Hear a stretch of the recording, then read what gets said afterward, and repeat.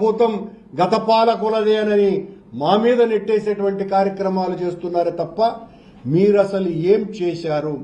మీ పాలనలో, మీ పాలక మండలిలో రెండో సమావేశంలోనే మీకు సంబంధించినటువంటి పత్రికలు, ప్రసార మాధ్యమాలే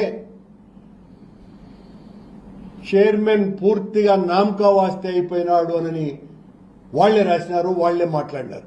అంటే ఏ స్థాయిలో ఉన్నది మీ చర్యలు, మీ స్థానం ఏది అనే దానికి ఇంతకంటే ఉదాహరణ లేదు. మీ గురించి లెక్క పెట్టే వాళ్లే లేరు. అక్కడ ఉన్నటువంటి ఆ కొండ మీద ఉన్న వెంకన్న చౌదరి నేను సీఎంకు నేరుగా బాధ్యుణ్ణి అని ఎవరిని కూడా లెక్కే చేయకుండా ఈ సంఘటన పూర్తిగా అడిషనల్ ఈఓకు సంబంధించినటువంటి వ్యవహారం. కొండ మీద దర్శనాలకు సంబంధించిన ఏర్పాట్లలో పర్యవేక్షణ కావచ్చు, పని కావచ్చును కీలక పాత్ర వహించాల్సినటువంటి వ్యక్తి వెంకన్న చౌదరి. కానీ వెంకన్న చౌదరికి చంద్రబాబు గారి సేవ తప్ప భక్తుల సేవ పట్టనే పట్టదు. అతను వచ్చినప్పటి నుంచి ఇదే చర్యే.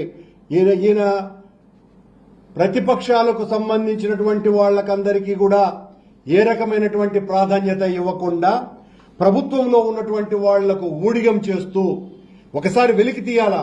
రోజు దాదాపు 7,000 మందికి పైగా విఐపి బ్రేక్ దర్శనాలు ఈ రోజున జరుగుతున్నాయి. మేమున్నప్పుడు అంత జరగలా. మా మీద అభాండాలు వేస్తారు మీరు. ఈ రోజున వాస్తవం ఇది.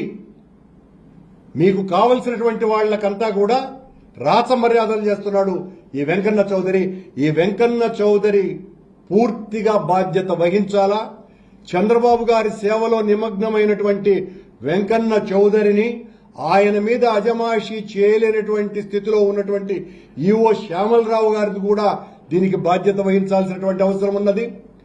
ప్రతిపక్షాల మీద ఎప్పుడెప్పుడు దొరుకుతారా, వాళ్ళనందరినీ కేసులు పెట్టి లోపల్లో వెయ్యాలా అనేటువంటి ఉద్దేశంతో అదే పనిగా తీసుకొని రాబడ్డటువంటి తెలంగాణ నుంచి ఓ ఎస్పీ స్థాయి అధికారిని ఇక్కడికి తీసుకొని వస్తే ఏం చేస్తున్నట్టు మీరంతా కూడా? మీరందరూ కూడా చంద్రబాబు గారి సేవలో తలమునక